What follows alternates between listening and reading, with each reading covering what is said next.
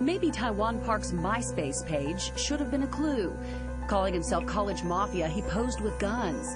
He claimed antisocial traits, as well as no conscience, no remorse, no regret.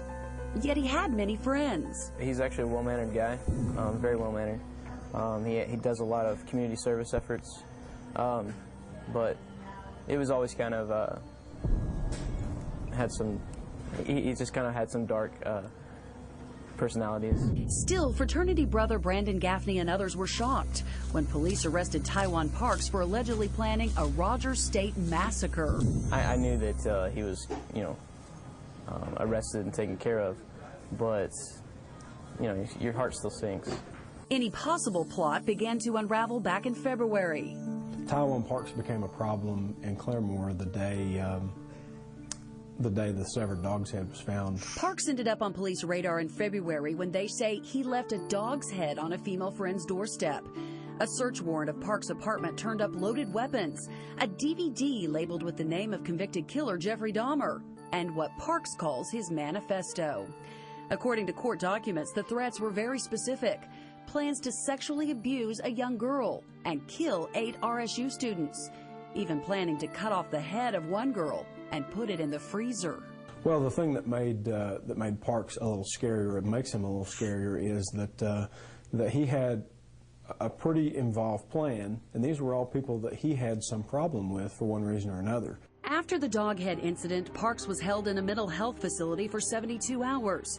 And as soon as he was released, Claremore authorities made use of a fairly new law, a felony for planning or threatening an act of violence. This law that we're prosecuting Parks under was given to us by the legislature in response to school shootings that have occurred elsewhere. Parks' defense attorney says his client is disturbed but needs mental health treatment, not jail, and he defends Parks' writings as free speech. But police disagree. This case is different because Taiwan Parks took that first step by writing down his plan, by severing a dog's head, and by placing it in someone's doorstep to be found. In fact, according to court records, Parks told police since he was young he'd had an urge to kill, starting with little animals.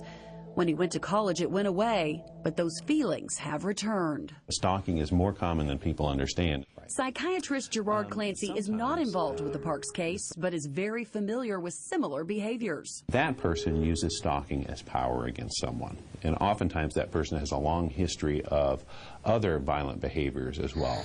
He says the RSU case is one from which we can all learn. I am a believer in gut feeling or intuition. Police tell me many of Parks' friends said after the arrest, they noticed he'd been acting differently in the weeks before. All of the young people that were involved with Taiwan Parks recognized odd behaviors. Police say Parks wrote he wanted to choke the life out of Gaft. Gaft being the nickname for Brandon Gaffney, who's using his faith to get through this, even praying for someone he thought was his friend. I didn't at first, it was a little scary, but I pray for anybody that's, has a mental illness or has any kind of problems dealing with something, just because that's something deeper in your life that maybe you can't get a hold on. Taiwan Parks will face 2 charges in court, a misdemeanor concerning the dog's head, which he could serve up to a year if found guilty. The felony for planning or threatening a violent act carries a sentence of less than 10 years. His arraignment is June 2nd. Cindy Morrison, News Channel 8.